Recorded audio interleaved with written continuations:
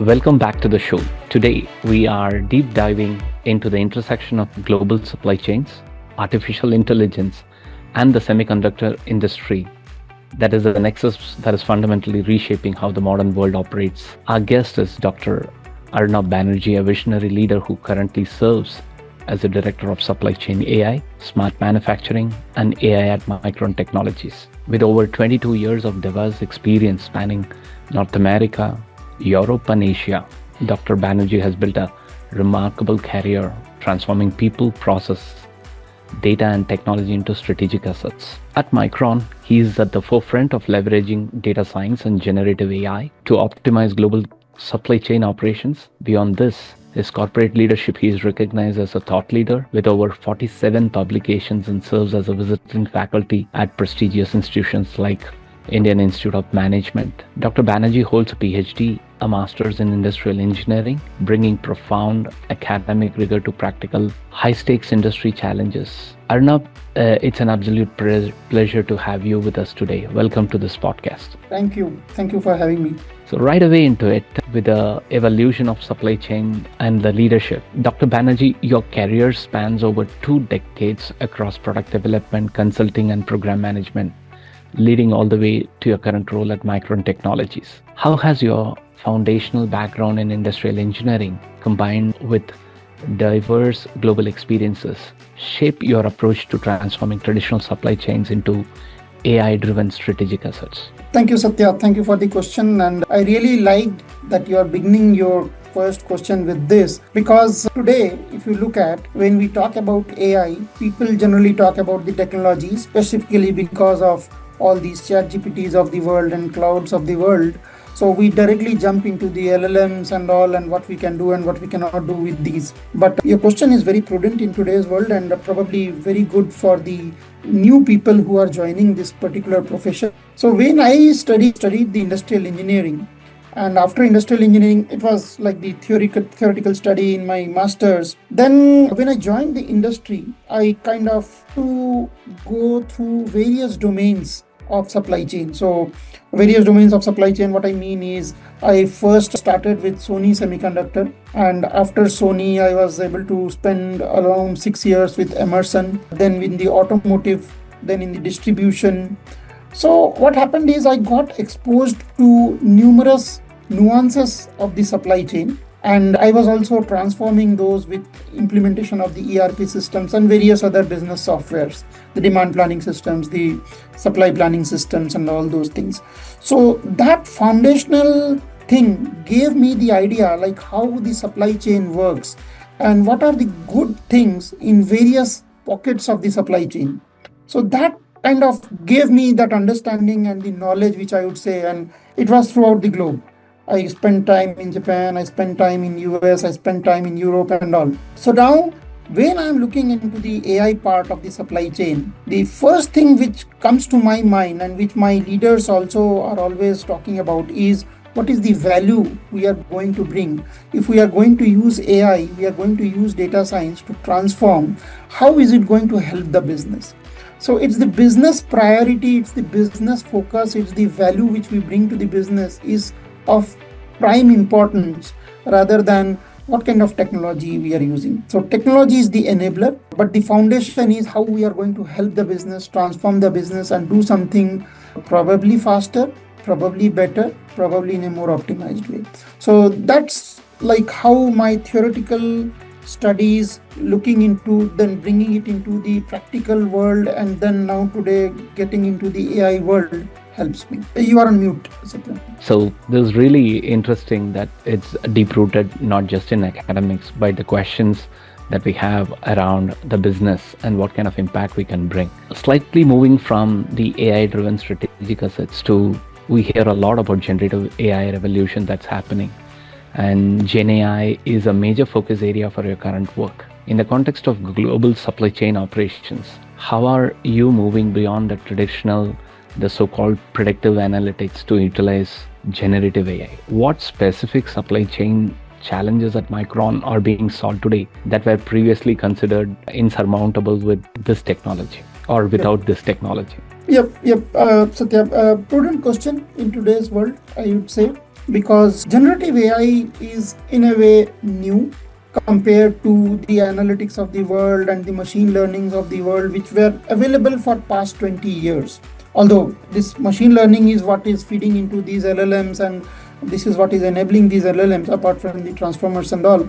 But the thing is, what we are doing, or what in general the companies are doing, is when we were using the predominantly the data science models.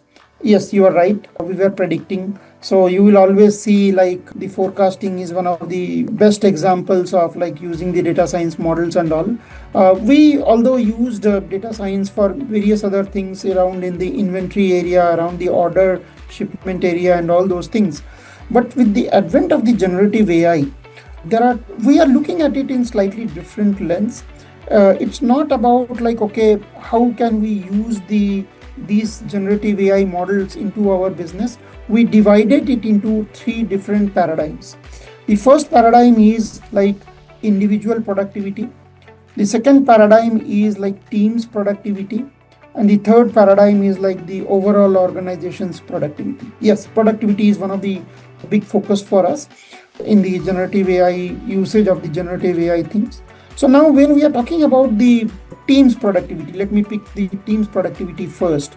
So if we look at a particular team, it will be using certain type of data. Let's say we are talking about the logistics team. So it will be using the shipment and all those things primarily. If you're looking at the inventory team, it will be using the inventory data. If you're talking about the planning team, it will be using the planning data. So what we did is we were picking up different data sets, and we are enabling conversational analytics into it. Now, when we are doing that, it is kind of improving the team's productivity, because now the team members do not need to go and write SQLs, or they don't need to wait for someone to write an SQL and giving them the data. They can directly interact with it. This is very popular, not just that Micron is doing it, everyone is doing it today. But we probably are a little ahead in terms of our progress. We were able to do it for multiple data sets, and that is where kind of a huge number of the organizations or teams are using it. So that is one. Individual productivity is more like agents. We are building agents. So if I am an inventory analyst and I do certain things which is logic driven as well as rules driven, if it is rules driven, RPA can do it. But if it is more logic driven, more data driven, more data intelligence driven, then we are building agents. So that is how we are bringing up the individual productivity. And I always keep saying it in various forums that in days to come, you will not be known by like how many team members report to you, but it's more will be like how many agents you use for your daily work. So that is how we bring the individual productivity. Organizational productivity is where we are looking at more like the various business processes and how we use them for the kind of the orchestration of the business process, if I can call it as the orchestration of the business process, orchestration of the workflows, and driven by data intelligence. So these are the key areas which we are using or which we are seeing for generative AI. So moving from the chatbots to utilizing the technology in all the three aspects, from the workflows, workforce, as well as the organization, that's a well laid out usage and use case driven approach. Now, the typical use cases that we see across the supply chains or the shop floor side of things or the manufacturing side of things is balancing inventory optimization with the high demand. With this massive surge in AI workloads driving unprecedented demand for high performance memory such as DRAM and HBM, supply chain optimizations have become very critical, right? How does your team balance aggressive inventory reduction and rationalization with the need to probably maintain high service levels and mitigate even the geopolitical supply chain risks? Yep, good question. And yes, it's a reality today that every organization wants to reduce the inventory. Inventory is a cost. So because inventory is a cost, everyone looks at it with the lens that how we can reduce inventory. But at the same time, service level is always coming into the picture, and we have to have the best service level. The cost of service also becomes a very, very important factor. And apart from it is the lead time. So we call it kind of, the way we are looking at it is, it's not like something which can be solved by AI. The way we look at it, AI can enable few decisions, can enable few things, but it's more of a supply chain strategy which we are adopting rather than using AI to solve it. The way we look at it is like, first of all, we categorize our customers in a way, okay? And it's not like, okay, who is a more important customer or who is a less important customer. It's not like that. All customers are important. But the way we look at it is, which customer is willing to pay how much and at what lead time. So basically, if you reduce your lead time, you have to pay more, because we have to move our inventory in the front so that we can serve you faster. And at the same time, if there is a customer who is more price sensitive but who is ready to wait, then it's more like we can have our inventory at the back end of the side, and then once the order comes, we will manufacture that order and then we will put it to the customer. So that is how we kind of balance it. So it's more like, okay, what are the customers who give us a forecast well in time or in advance, and they expect us to follow that forecast. Whereas the other can be something like a made to order kind of scenario, where once the order is placed, then we will manufacture it and come back to you. You will have more lead time, but then probably it will be cheaper for you because we are not manufacturing it and stocking it up front. And then there are certain customers who are kind of in between these, and that's where we kind of have a level loading of our work in process, so that once the order comes, we kind of fulfill it. But that lead time will be shorter than the made to order kind of scenario, but longer than kind of built for forecast kind of thing. So this is one of the way. There are various other ways apart from it, like obviously trying to improve the forecast, bring in external factors. Generally, as you said, Satya, sometimes back also, that there are models already existing, the data science models and all those things. Then what is AI doing?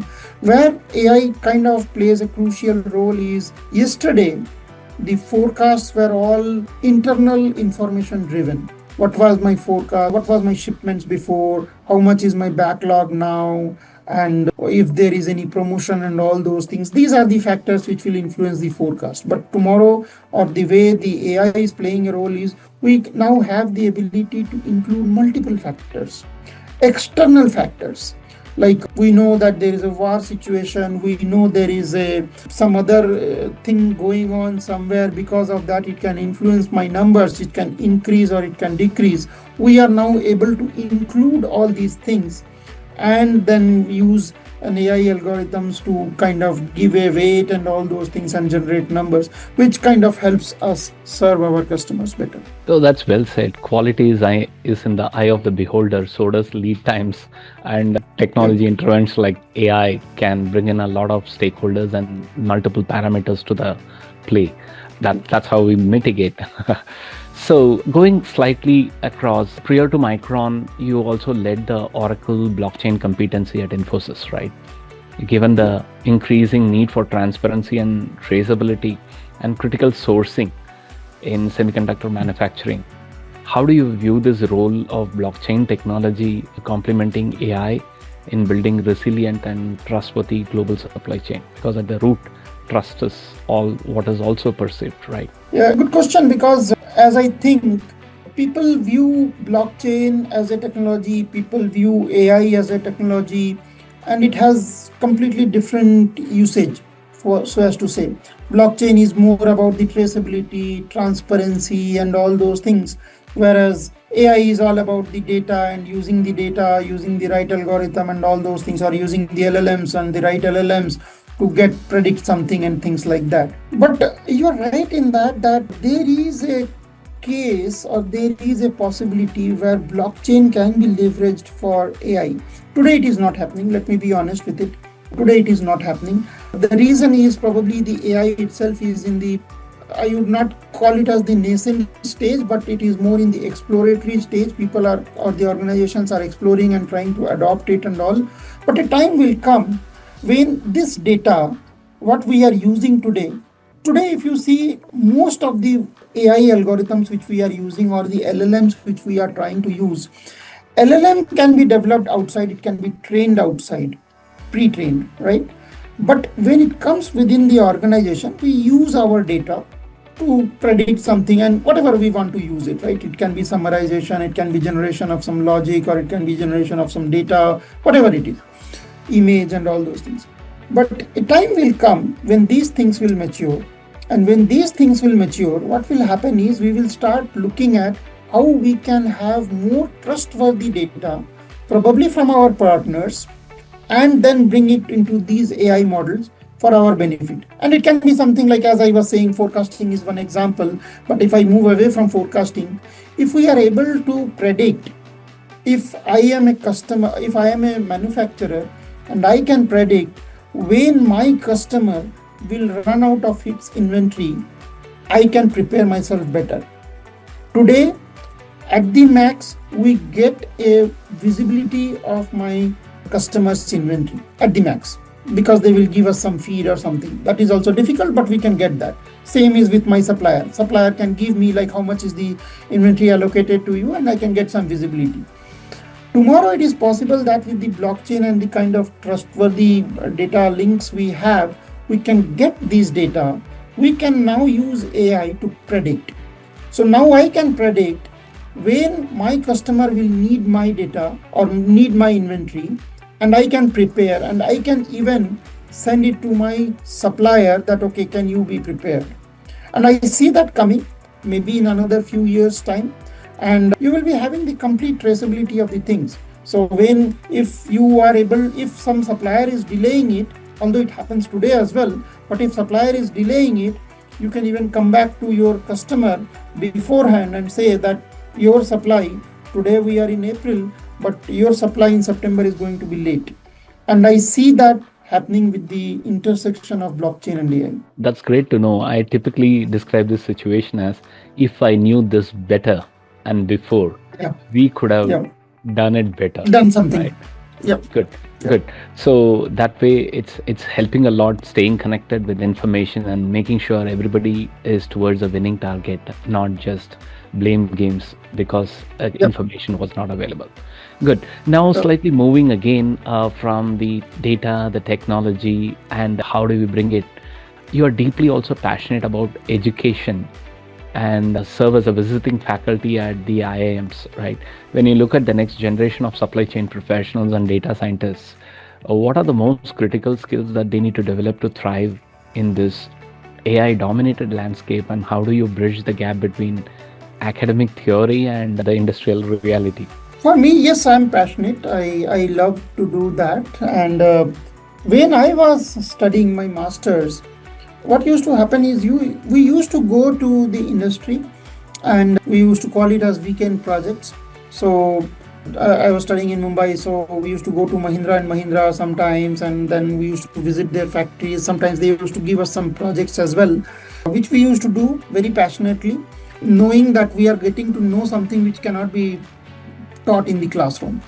So that kind of had a very deep impact in my mind. And what I try to pursue today is that I go back to the classrooms and I share those. And that's probably my only principle or philosophy which I follow. I want to share my knowledge which I get from my industry or from my work and share it with the classroom, so that, and in a way, you are preparing a better manager, a better engineer, as well as in a way you're serving your nation. And this is something which my PhD professor also used to tell me, that you can either give money or you can give knowledge, but between the two, I would prefer you give knowledge. So I always do that. And coming to I think the other question which you had was more like, what are the key success factors for the skills young that are managers, engineers, and what do you think? I think being ambitious is definitely one. You have to be ambitious, and ambitious is something, it's not I would say, theoretical word, because ambition comes with a lot of cost as well, which we probably get to know when we go through that. As you age, you have conflicting priorities. And at that time, if you are kind of pursuing your ambition, at times you have to give up something to get something. So being ambitious is one very important criteria. Aptitude obviously plays a very important role. You have to use your aptitude in the best possible way, and that I consider as one of the very key success criteria. The third, which I would call it, is more like apart from these two, is the grit. I call it as the grit, the ability to pursue a passion or the pursue a particular problem and take it to the closure. And you can call it as the attitude as well. You can call it as an attitude as well. And that's what I always keep saying, like it's the triple A mantra for success. But attitude is more like the attitude which I want to focus is more on the grit part, that you should have the ability to pursue a problem or whatever you want. It may not be a problem, but it may be something like I want to get this or particular solve this or something like that. That is also a very important criteria. I always give this example, like if you give a work to a young engineer or a young manager on Tuesday and tell them you can give it to me next Monday, but if the person is coming back to you on Thursday and saying I have done it, can you have a look at it, is far better than someone who comes on Monday and says that okay, I have done it, and then you find a problem. So I call this as an attitude, and you can call it as a grit. You can call it as the willingness to do better, is what I call it as the third A, apart from ambition and aptitude, which can really make you successful. I will remember the triple A formula. It's very handy, very handy.